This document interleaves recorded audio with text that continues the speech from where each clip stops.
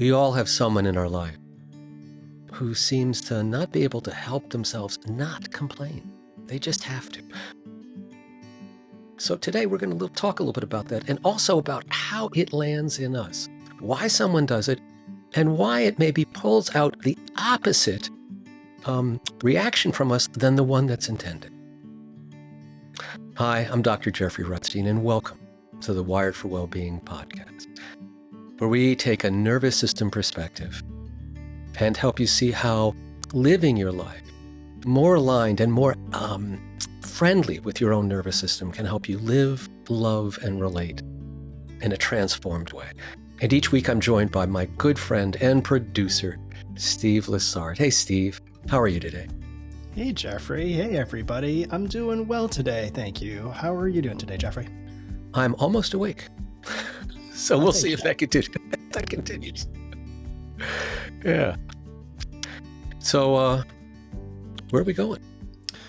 Well, as you kind of alluded to, we're going to kind of look at people in our lives who might be more prone to complaining. And I definitely have these individuals in my life that take on this complaining, and maybe sometimes I might call it victim mentality.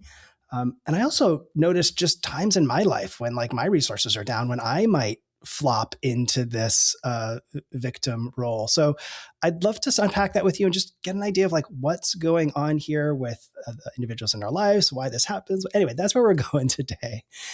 And I thought it'd be really important to maybe start by making the distinction between victim mentality and victimization, because I think there's an important fork we need to put into the road here.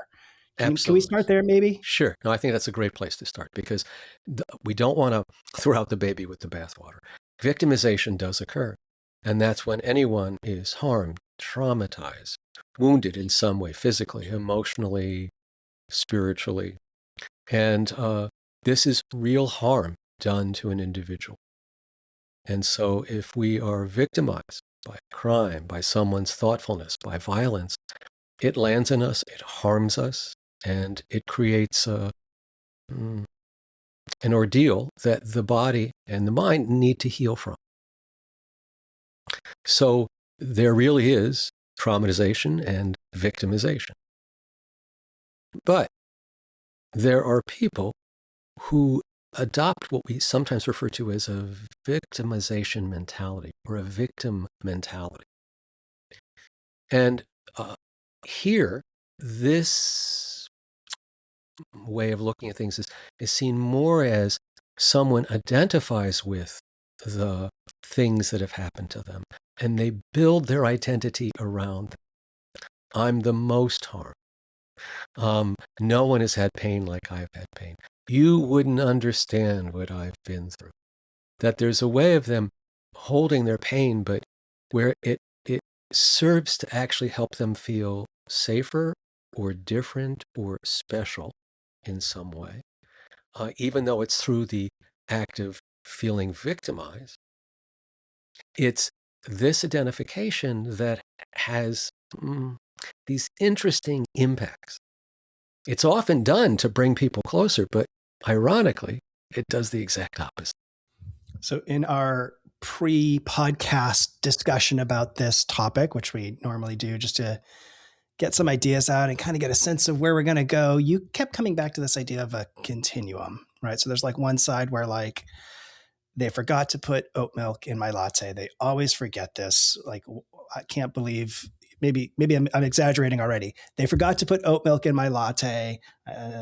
This is so frustrating. I can't believe this happened again at this same coffee shop. To the other side, which you're kind of alluding to here, of no one has it as bad as me, or maybe the more manipulative sides of victimhood. So I want you to help us understand the continuum and maybe like where it starts to flop from healthy to unhealthy.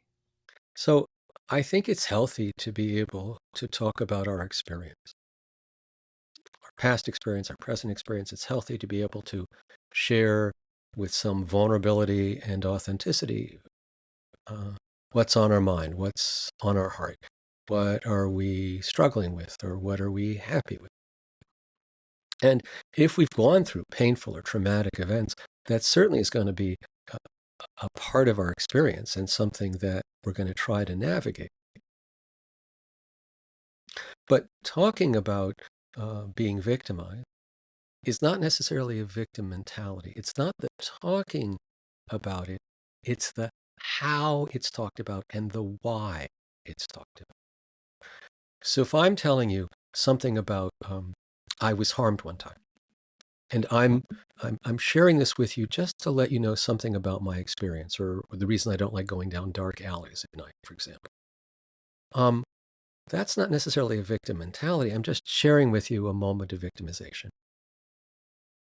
But every time we see each other, I bring up to you, I can't go down dark alleys, and we shouldn't go down through any dark. And I mean, I am still not over. And maybe the trauma is that big, but there's a way of bringing it up where it sort of brings it continually back to this harm that this person's experienced and how it separates them. That's the point of this, is that a victim mentality is separated. I'm different from you, and I get punished. I get all the stuff, the other shoe drops on me. If the bird poops, it falls on me. If bad things happen, it's on my projects. Everyone else gets their oat milk and their soy milk and their almond milk just right, and I get mine horrible. Nothing ever works out for me. So it's this going from a bad thing, right? And I wouldn't say a bad thing is not having oat milk in your coffee. A bad thing is like being abandoned by your parents or something like that nature. So a victim mentality will also take anything that's a disappointment and put it in as part of the narrative. See this too. Nothing works out for me. Everything is always not in my favor. It may work out for other people, but it never, never does for me. And there's a way that people are angry about that and insistent about that, that is one of the clues. So there's a few threads I want to track down here, but we're just going to take them one by one. Sure. What is the nervous system doing when it defaults to these victimization mindset, big pains that happened back at one point in our life that we continue on now? What is our nervous system doing or trying to do for us and maybe not succeeding? Or maybe it is succeeding, it's just not what we need. Anyway, what's it doing? I think at some point, at some level, it's trying to establish connection, and it's trying to establish a particular kind of connection. If I'm in a victim mentality and I'm telling you, Steve, all these bad things keep happening, I'm looking for something from you. I'm looking for either some validation, yes, Jerry, that's really bad, or sympathy or compassion, or understanding, or maybe I might occasionally be looking for suggestions, but most of the time, when people are sort of caught in that victim mentality, they're not really looking for suggestions about how to get out of that mentality. They're more interested in having some connection around being victim. And that's where things get a little more dicey, right? Because when someone's complaining, part of our nervous system is trained to listen. Oh, what's going on? You're hurting, you're upset, you're disappointed. But when we hear it with a particular way where it begins to sort of blame everyone else and it's just angry, it blames the world, it's externalized. That's another piece of victimization, is that someone who has a victim mindset pushes blame external. They don't see that there's any piece of their involvement, that they didn't have any aspect of helping bringing this about. And that also is a mindset that can extend to, it's not my fault that I'm unhappy, it's your fault because you broke up with me, or your fault because you didn't return my phone call, or your fault because you said something mean when I needed softness. So it's also a way of trying to work out interpersonal connection through their victim identity. Now, my read, when I'm around maybe some of those individuals in my life that I see this pattern, when they place this blame externally, when it's that thing or this person or that thing again, my read on it is they're trying to make a power move. They're trying to regain some sort of power or control over this situation. Um, is that my BS story about the person, or is there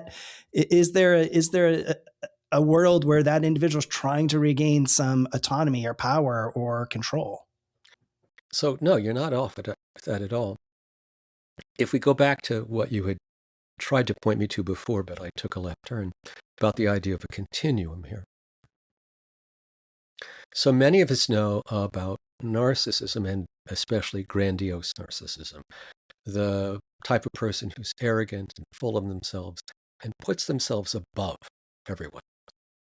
That's the much more popular version of narcissism that a lot of lay individuals understand. We have another flavor of narcissism called covert narcissism. And here, someone isn't saying that they're the best. They're not arrogant. They're not putting themselves above you in their success or attractiveness or personal power. Here, and this is why it's called covert, is because they're strategically putting themselves below you, but below you in a way that you can't compete. Like, no one has headaches like I have. No one has the pain in the back like I'm having. No one has had so many tragedies or calamities happen to them and their family.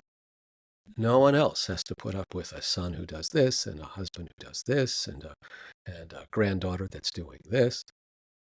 They make their plight in life be victimed to the max by illness, by being taken advantage of by other people or by circumstances or by tragedy. Now, again, don't get me wrong, tragedies, traumas happen, they're real.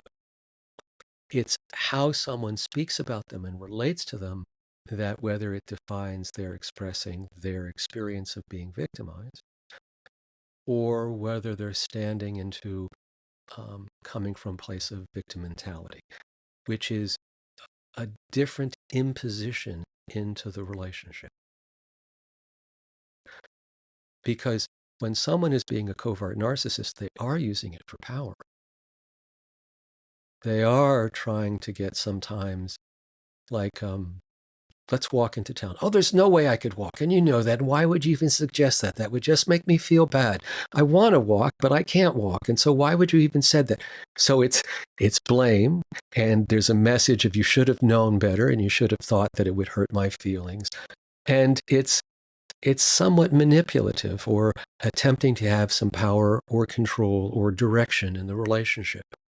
So there is, with many folks with a victim mentality, there's a quality of manipulation.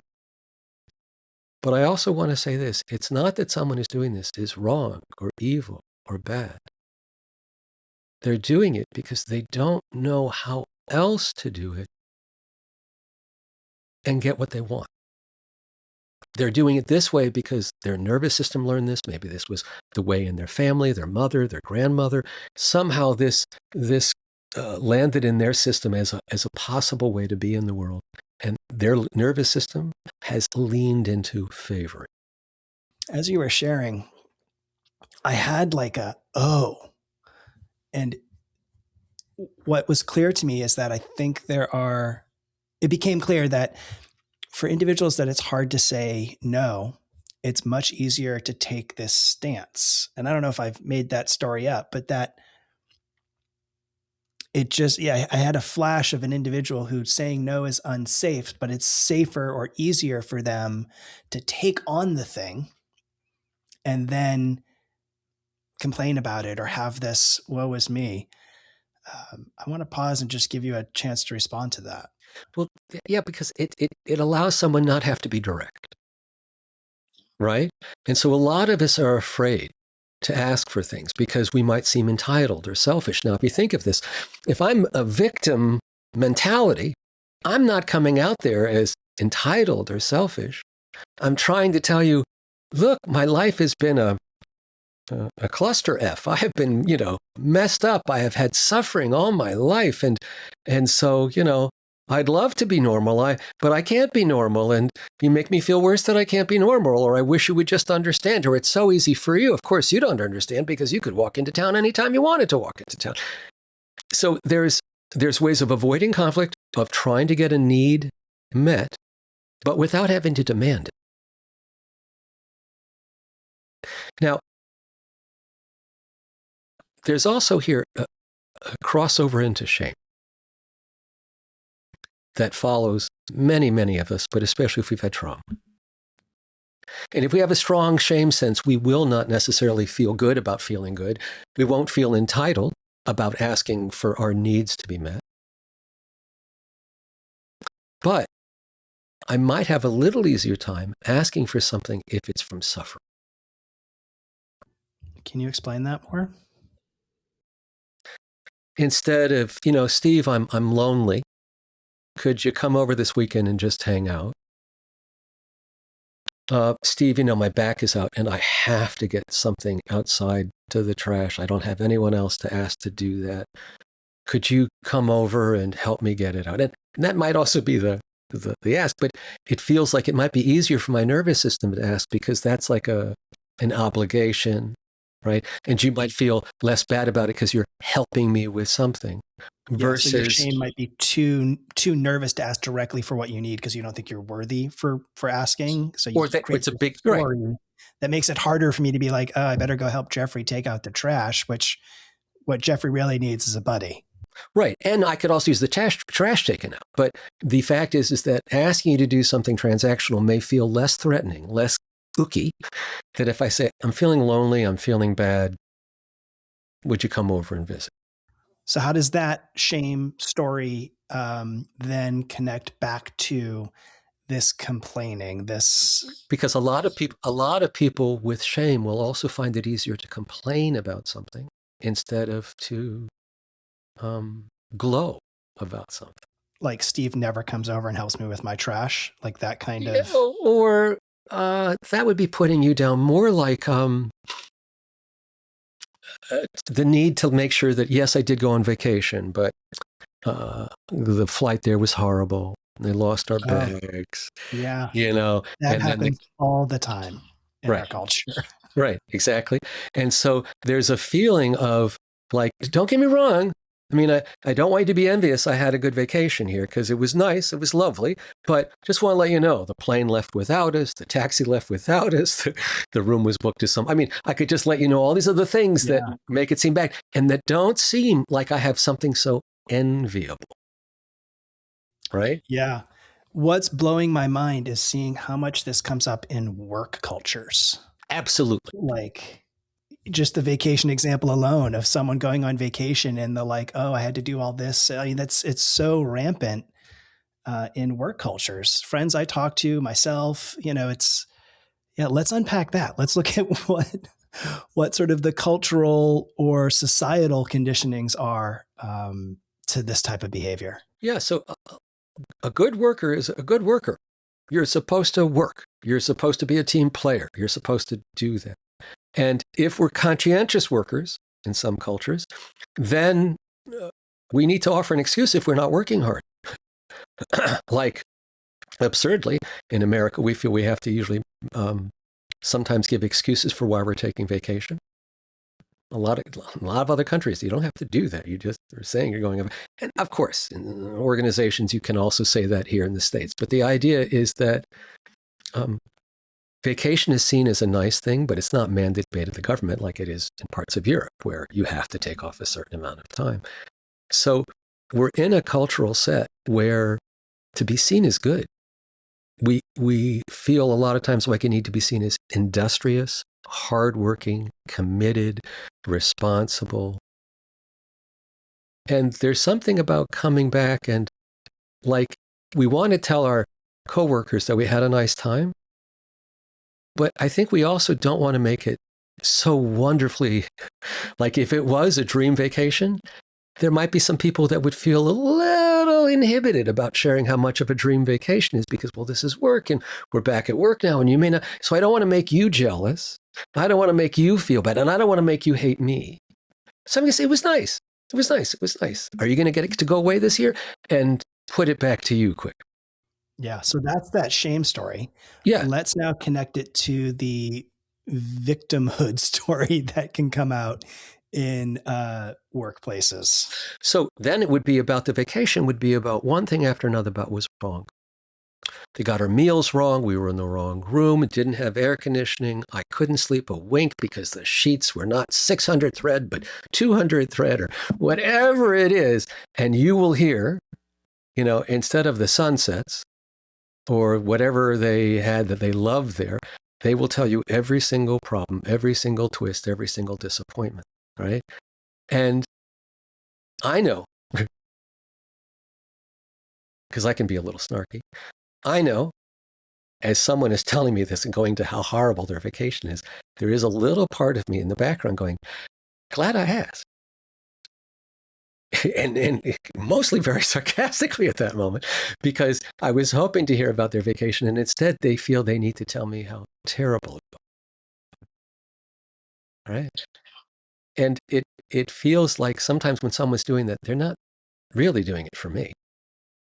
It's like they're trying to win some approval from a parent from a long, long time ago. I mean, that's the other thing. This is, for someone in a victim mentality, for some reason, the nervous system has felt that to be safer. And most likely, it's been safer since that person was young.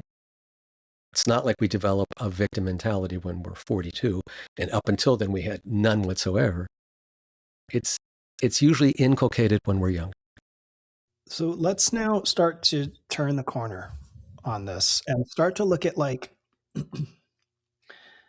how we can navigate those individuals in our lives that display this behavior. And it may get under our skin, or it might not get under our skin, or it may have ended some relationships.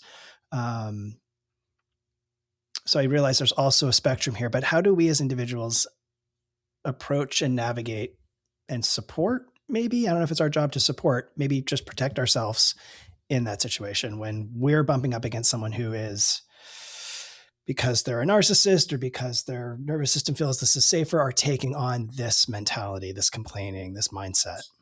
So I think the first place that I always point to starting is the notice and naming. First thing is we need to notice and name, what state are we in? Am I intrigued by this person saying this? Am I bored? Am I irritated? Am I feeling sad and empathic and some compassion for them? Am I feeling disinterest? Like, oh God. Because that's going to tell me a lot about both where I am and how my nervous system is receiving and being impacted by how and what they're sharing. Not just the content, but how they're sharing it. The tone, the identification with it, whether it's personalized or whether it's just seen as an event in life that's happening. So naming and noticing is really, really important. And the first thing I'd also notice within that naming and noticing is noticing whether this person's actions and words are drawing me closer and in, or whether they're pushing me back. Because if I'm being drawn in, I'm interested, I'm connected. There's no worry right there. If I'm being pushed back, what I'm going to notice then is that I'm subtly breaking connection with this person. I'm leaning a little out. I don't want to be so in and so connected with this. There feels like there's something that feels a little unclear or a little distrustful for me when someone is really diving into victim mentality. So let's make this practical. So I'm having a conversation with somebody and I'm noticing this behavior. So the first thing you're recognizing, you're suggesting is I figure out where I am. And let's say I'm angry. Here they go again. They always do this. Why do I bother getting on the phone with them if they're just going to complain? So I've noticed, and I've noticed anger as this example. what what's the practical next step from that? Okay, so as I've mentioned before, I see anger as built on four primary pillars: disappointment, hurt, feeling something is unfair or unjust. So if you notice that you're feeling anger in conversation with this friend, you could then go, okay, so um, which of those four is being pulled up right now? Am I feeling disappointed that I'm not involved in this conversation? They're talking at me. Am I a little hurt that I thought we were going to have a mutual exchange here and they're bringing it back to focus on them and their pain? Does this feel unfair, unjust? I'm looking to us to have a mutual back and forth kind of relationship here. And once again, it feels like it's just getting tipped more into their side. So we start looking at the sources of our irritation or anger, because that can actually help us get closer to compassion. Because we start acknowledging what is pushing us back. Anger is a reaction, but it's hurt, it's disappointment, it's feeling that this doesn't feel fair or just that gets us to begin to disconnect. So by sort of acknowledging those four early pieces of what's supporting it, you can get closer to having some compassion for them. Now, that doesn't mean you necessarily continue just standing there and getting bombarded, but it means you could decide what feels right for you in the moment. Like we've talked about in our program, the Healing Trauma Program, we have four guiding questions. What state am I in? What do I need now to move towards ventral? The other two questions are, what state is the other person in, and what do they need? So if we were going through that paradigm here, first, what state am I in? Feeling angry. What do I need? I guess to understand my anger a little bit and take a moment just to land back in me, to come down a little bit. What is this person? And you may not know it. You may just have to sort of feel it in the moment with them. Once you get a little bit more regulated, you'll have an increased capacity to feel into what they might be experiencing. And you might know they're frightened, or that they feel they need to speak in exaggerated tones to get anyone to take them seriously. If I just say it's bad, no one will hear me. If I say it's unbearable, oh, well, then someone will actually hear how bad it is. So we can have the space to wonder, right, about what are they trying to do? They're trying to connect with you, right? That is what they're trying to do. It's just up until that moment, it was pushing you away. So you could begin to see, oh, I'm getting pushed away a little bit, but they're hyper-focused on this. The more angry I get, by the way, the less I'm going to want to help them, right? So if I start feeling into the pain that caused me the anger, I actually can then also have a much easier time reaching for something to offer. Like for someone like this, I might realize they need some validation. Wow, sounds like you had a really tough time. But I don't have to feel horrible about it for them. I don't have to get into fixing it for them, right? I can be here and say, wow, that sounds like it was a really tough time. I'm sorry. And then I can begin to segue away, right? I can still make contact. I can still honor what I think is going on. But I don't necessarily have to stay there for another 25 minutes of rehashing the same thing. It's that last step sometimes that I see we can get also tripped up in our shame, because we might know what they need, but we might not want to give it to them because we're too pissed off still, or we're Right. too, it doesn't feel like a labor. Like I don't really want to go through that with this person. I just want to get away. So there's a distinction of like, let's see, like, is it like, what do they need versus like, are they going to get it from me Right. right And, now anyway? right. Because the second question is, what do you need? Yeah. And so your question might be, howdy here. Yeah. What do I need? This conversation over. What do I need? A long walk. What do I need? Anything but more of this. And that will let you know that you're not in a position at that moment to try to connect deeper and more. That's fine. That's fine. But instead of being That's paralyzed, the shame piece, though. That's the piece that said, if I was a good friend, or if I was a better child, or if I was a better coworker, I would listen to them and like, crap, here we go again. I'm going to listen. Like, that's the shame piece, right? Like that would be, in this case, my shame coming into it. Yes, yes. And this is a dilemma that we have often is I first noticed this in therapy. People would be talking about stuff that the content alone would sound horrendous, right? It would be describing traumas and horrible events. But people would be talking about it in a way that wasn't really touching in on the horror of it or the trauma, but their anger on how fair it was, unfair it was. And I felt like at times where I got a little bored listening to them. My mind was drifting. I felt less connected. And then I started feeling horrible. What kind of trauma therapist am I if someone's talking about a horrible event and I'm spacing or I'm not thinking about this or thinking about, oh yeah, ho hum. And what I realized is, thank God, it wasn't with everybody, but it was with people who were relating to the pain from a very large distance. When they were more angry at everyone else than able to be in touch with their own grief, the impact. It's almost as if they wanted to fight it from happening. No one should ever have gotten my oat milk wrong. Versus this too happened. I'm not saying that anger is a bad reaction, but it says something when we're always kind of stationing ourselves instead of being vulnerable, we get angry. That means we're blocking out anything, right, that would let us get closer to us.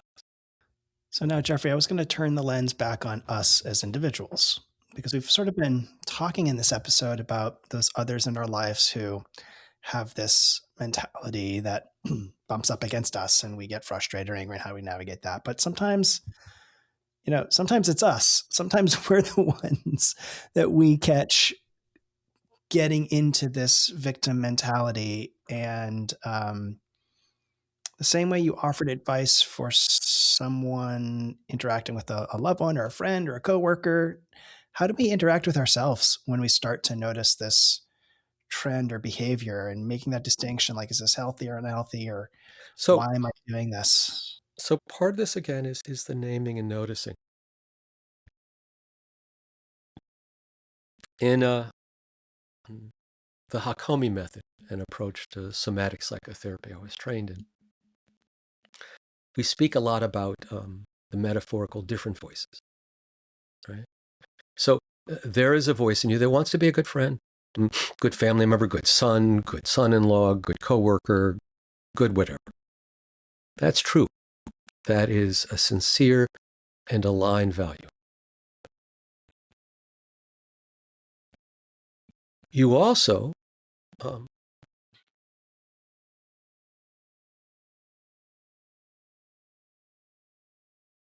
you don't want to necessarily get recruited to be a sounding board with someone when it's either not appropriate or you don't have the space for it. When coworkers, for example, and I'm just making this up, this may never happen at all, begin to overshare or begin to use their personal life as a reason they're not getting something done in work. It's a little bit, can be seen a little bit as potentially a victim mindset. They really could be victimized as well, too, right? The dog really did eat my homework. Our house really did flood. I couldn't get this assignment this weekend because we were not at home. Okay. But if it becomes more consistent, if it becomes a way of them always meeting reality or obligations or you, your nervous system is going to feel less uplift when you see them, less hope that there's going to be a mutual rewarding connection, and more of a feeling of how do I navigate or tolerate?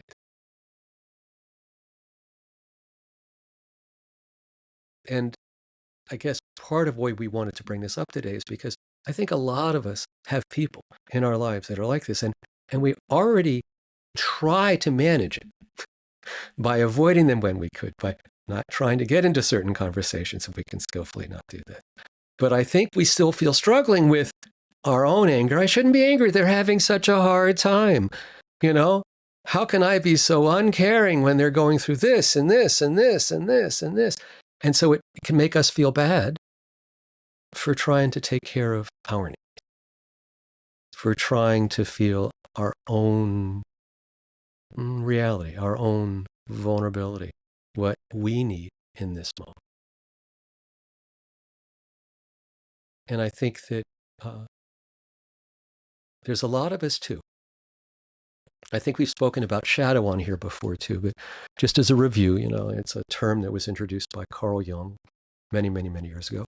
And it speaks to a place in our psyche where we push off things that aren't acceptable, right? So in my family, seeking attention wasn't acceptable. I had to put that away.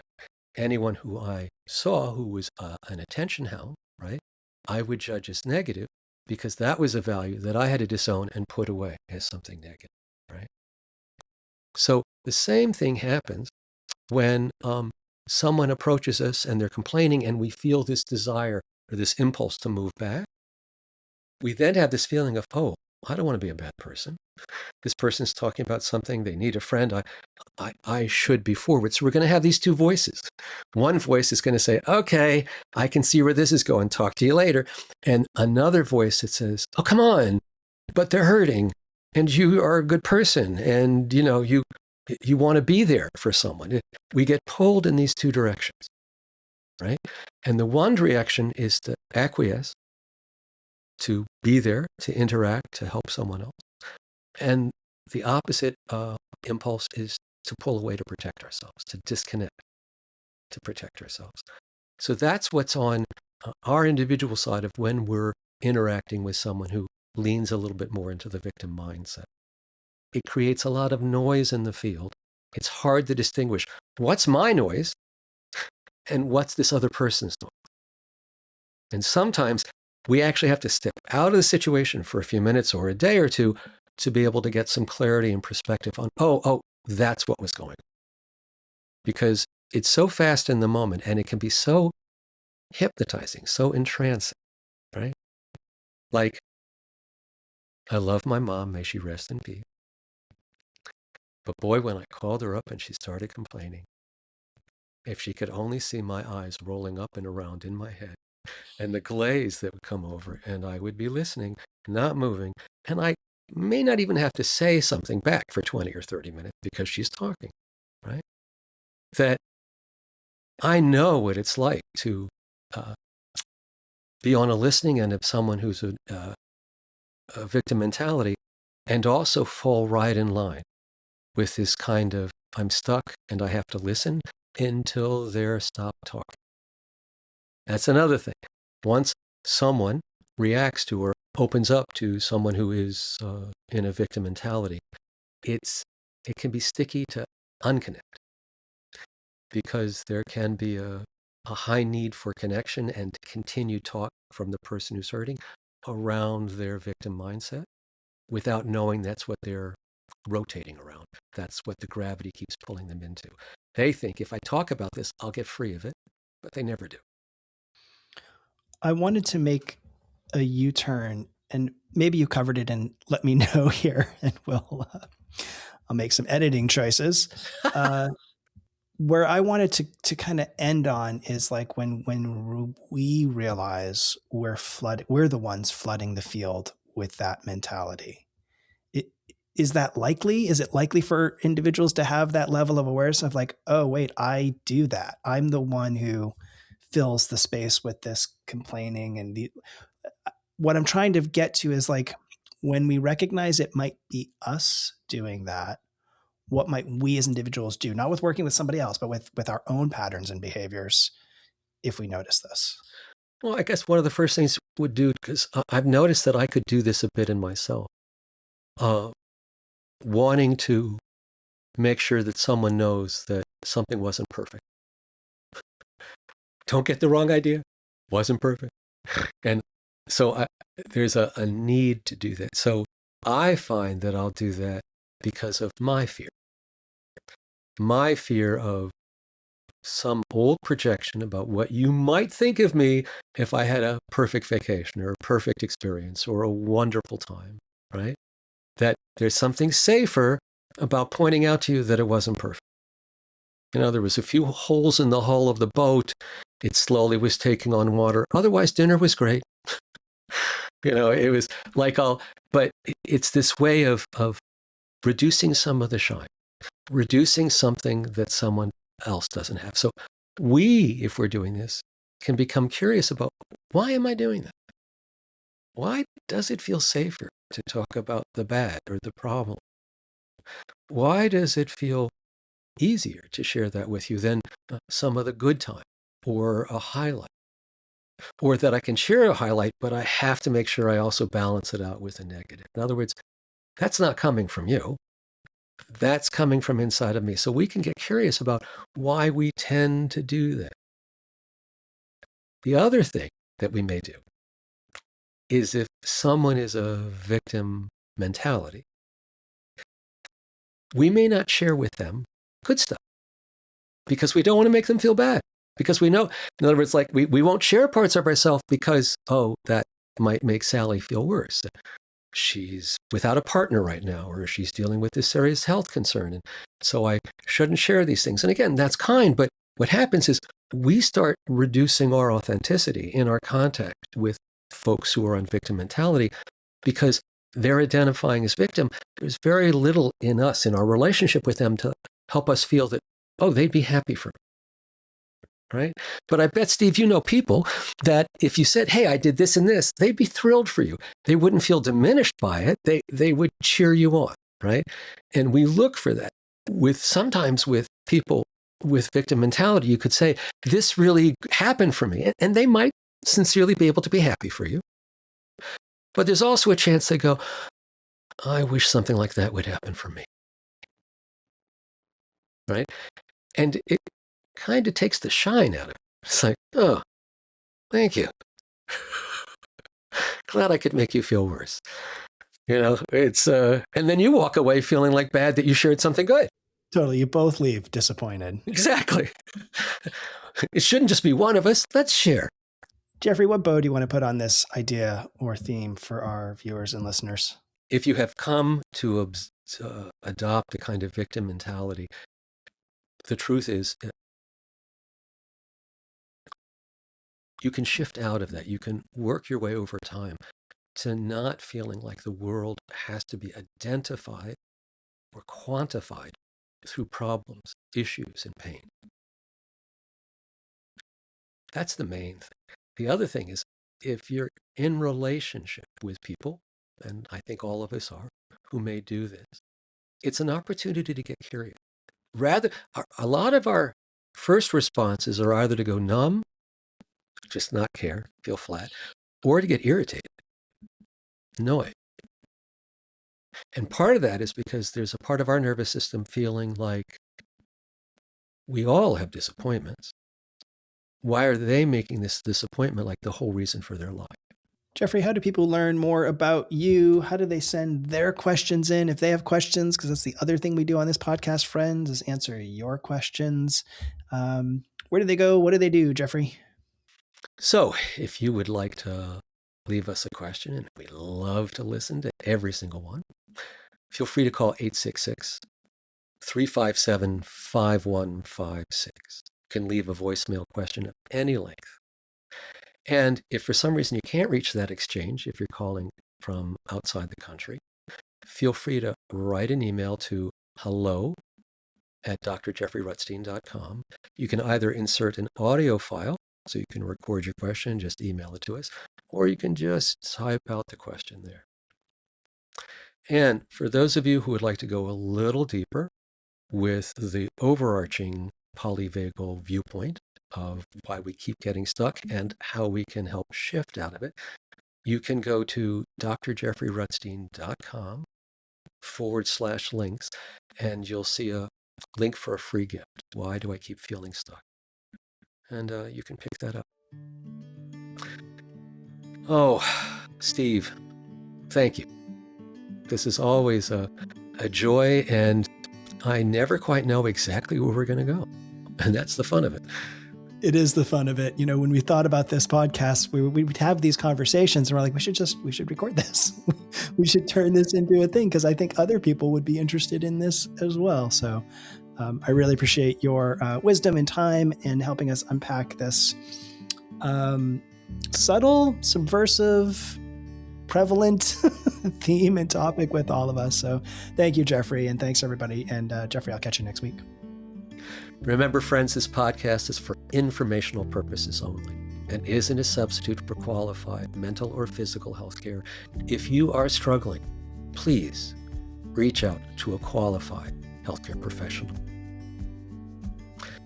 Thank you all for being here with us today. Until next time, bye for now.